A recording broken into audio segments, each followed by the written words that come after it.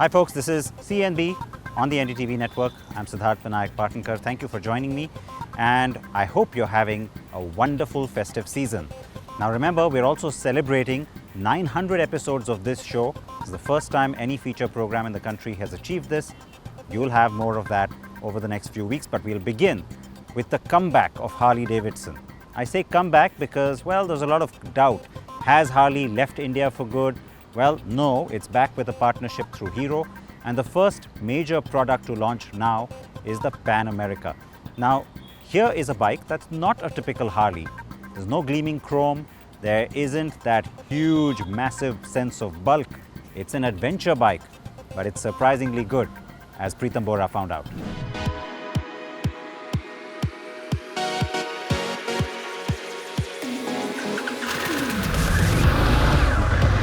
It's an adventure bike, and it's the first ADV from Harley-Davidson.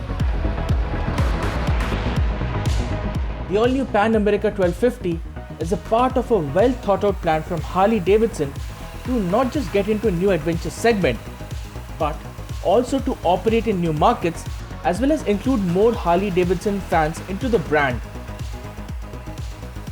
It's a motorcycle which is a complete departure from what a traditional Harley-Davidson should be, or rather used to be. So what does the name Harley-Davidson mean to you? A big burly cruiser with gleaming chrome? That's exactly what my wife thought when I'd gone to pick up the bike yesterday. But I thought you'd gone to pick up a Harley, she said. Yes, ladies and gentlemen, it's a Harley, not a cruiser, no gleaming chrome, and it's the first ADV from a brand which is known for its big heavyweight cruisers. There are two variants of the Pan America, and the test bike is the base model, but it's suitably spec'd with all that you need. The 47mm upside down forks gets full adjustability on compression, rebound and preload. And even the rear monoshock gets full manual adjustability. But the engine, hardware and electronics on both variants are more or less the same. There's the standard 6-axis inertial measurement unit, or IMU, which powers both the cornering ABS and traction control. The 6.8-inch full-color TFT screen is common on both variants of the bike. On the base model, there are 5 pre-programmed riding modes. There's also a custom mode where the rider gets the freedom to tune the bike according to personal preferences. But the base model offers more ground clearance compared to the top-spec Pan America Special, and it gets marginally lighter curb weight as well. Opinion is divided on the way the Pan America 1250 looks, and frankly, the amount of time I've spent with it, every hour I've spent with it, I've warmed up to its looks. Yes, it doesn't get the typical ADV elements which have become sort of a signature design elements like a beak here or a high front mudguard, and the front half fairing reminds me of the Road Glide Special that I'd ridden many years ago on a ride from Delhi to Rajasthan. This here is the base model Pan America 1250. It misses on the wire-spoked wheels with tubeless tires. It misses the top LED headlight. It misses standard handguards, and it misses the semi-active electronic suspension. But everything else, ABS, cornering traction control, everything else remains the same, as does the engine. On the subject of wheels, Harley-Davidson has fitted the wheels with Michelin's Adventure Scorcher tires. We'll get to that later. Is a 80-20 tires, so 80% on-road and 20% off-road bias tires. So with the same tires, you can do tarmac riding and you can do a fair bit of off-road riding as well. We'll talk about that once we get to ride it. But for now, I think it looks different from the sea of adventure motorcycles out there in the market, and that's a good thing. At low revs, the Pan America's motor is almost docile, but as the revs climb, the monster awakens. And even before you get anywhere near the red line, this Harley feels like a properly quick machine. On the highway, the Pan America 1250 is stable and disguises high speeds pretty well. The adjustable windscreen offers good protection, and it will be up to the task to cover a lot of distance over a day's ride. The new Revolution Max 1250 has dollops of power, and there's ample punch everywhere at highway speeds. Make no mistake, it's a properly quick machine despite its mass and size. Show it a couple of corners and it's eager to lean despite its mere 250 kg weight. And where the road ends, the Pan America 1250 is up to the task to gobble up rough terrain. In fact, it doesn't feel top heavy as some ADVs do, and it's actually quite a capable off-road machine.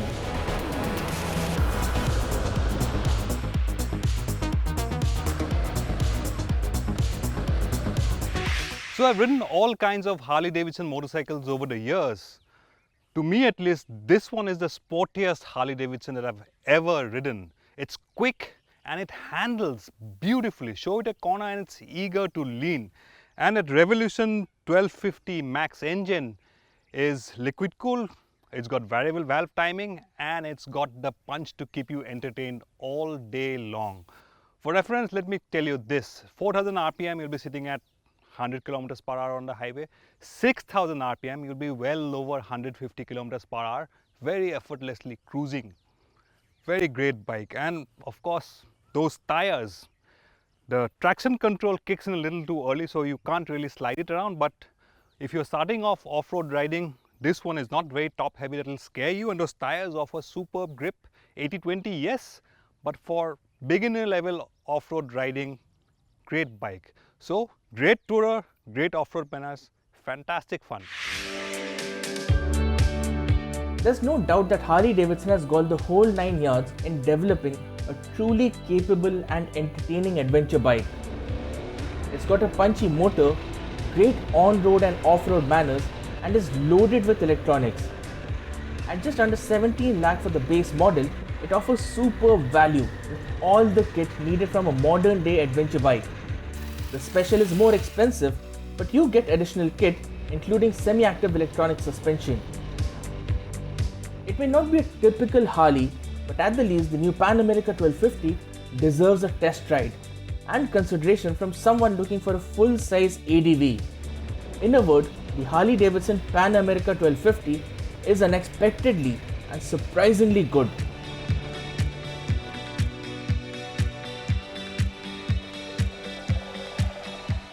Now, those of you who follow me on social media know I have spent a lot of time putting a lot of kilometers on the Mercedes EQC. This is an all-electric car and it's been a huge road trip. To find out more about it, well, go on to my Twitter handle, and remember there's a lot more content coming on that too. Lots of wishes coming in for CNB 900, a few of those, and then a short break.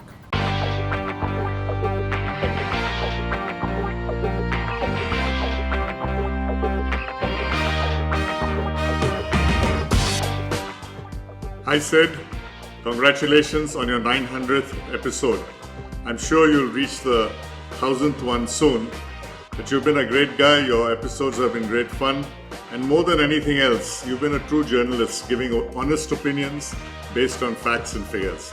All the best to you and all the best to your career, from me, Vikram, and from my wife, Gitanjali, who you also know. All the best. Carandbike has been a pioneer for in-depth analysis of India's automobile sector. The fact has been Porter has achieved the benchmarks of airing 900 episodes is a testimony to its success and the trust it has gained from its viewers over the years. It was an honor to have been recognized as Automotive Man of the Year 2017 by your channel. My best wishes to the team, car and bikes for achieving higher milestones.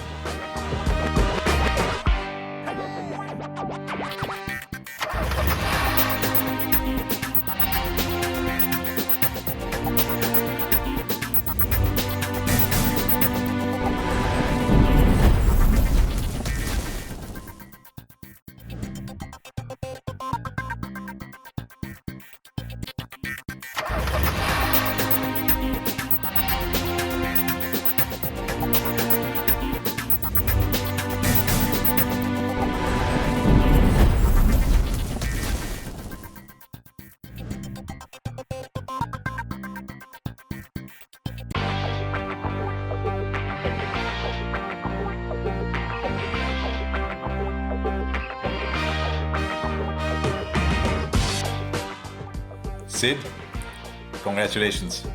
900 is a lot of programs, man. But what 900 tells me is that you genuinely love what you do, which is so important. You love your cars, you love your bikes, but also that people love you enough to want to watch you for 900 programs. But I'm a big believer in longevity.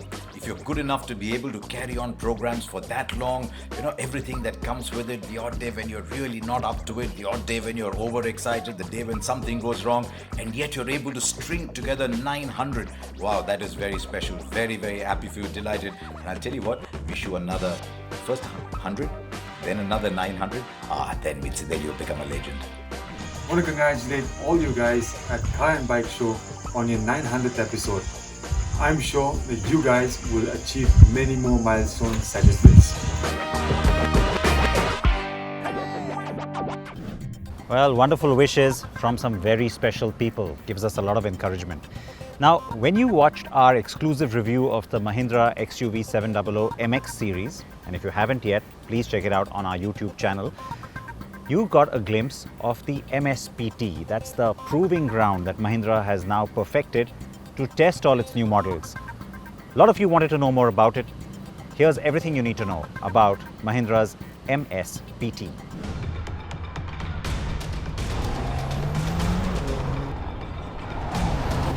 Many auto manufacturers around the world have extensive proving grounds to test every aspect of their under development models. It has not been the case in India until now.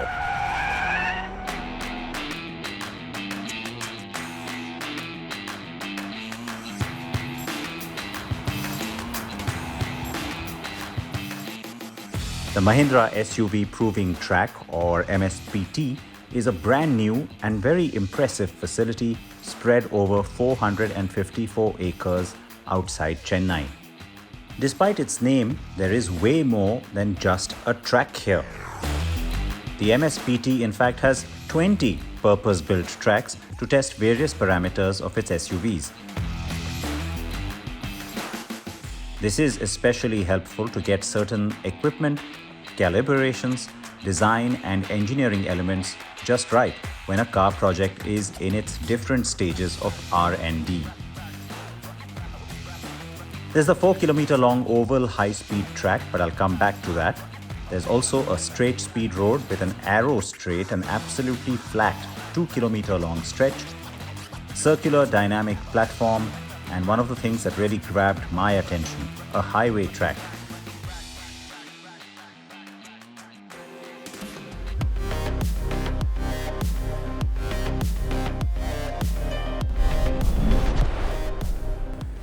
This is a 5-kilometer long loop that gives you various aspects of highway driving,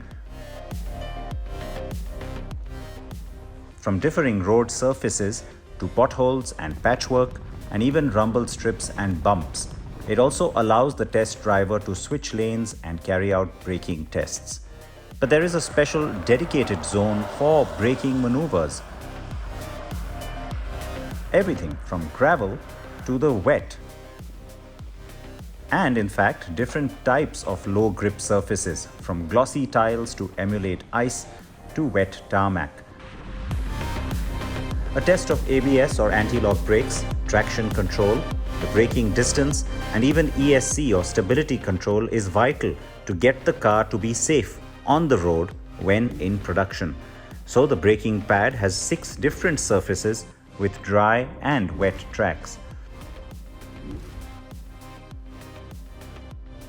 There's also a simulated city track for simulating public road durability and stop-and-go traffic, tighter lanes, crossroads, etc.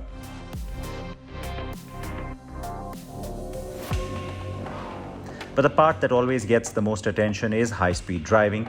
I got to speeds of close to 200 km per hour on the 0% slope high-speed test track.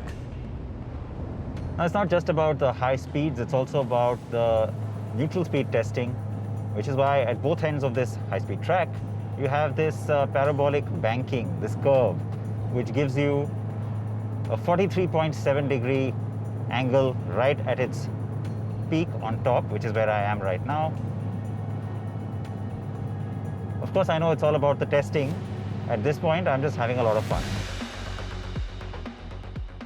The parabolic curve allows the vehicle to maintain a constant motion without the drags or pressures typical turning or cornering would inflict on the vehicle.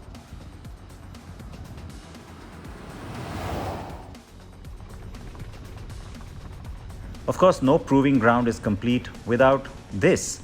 All imaginable bad road surfaces, and not just potholes and undulations, but Belgian pavement, cobblestones, rumblers, and various kinds of washboard and speed breakers too, all to test the suspension and durability. There's also elevation to test approach and departure angles and slip control on slopes, which means hill descent and hill hold functionality too.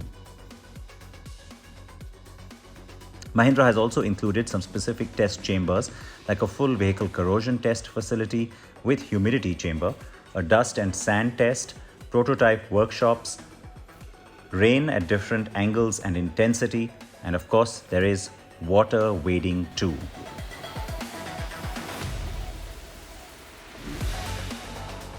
There's a 4x4 adventure track with 25 obstacles for testing four-wheel drive and all-wheel drive systems. After all, this is an SUV proving ground, isn't it? The first car to benefit from these facilities has been the XUV 700, of course. But others like the upcoming next generation Scorpio and beyond will only get better with this kind of extensive testing and proving under their belt.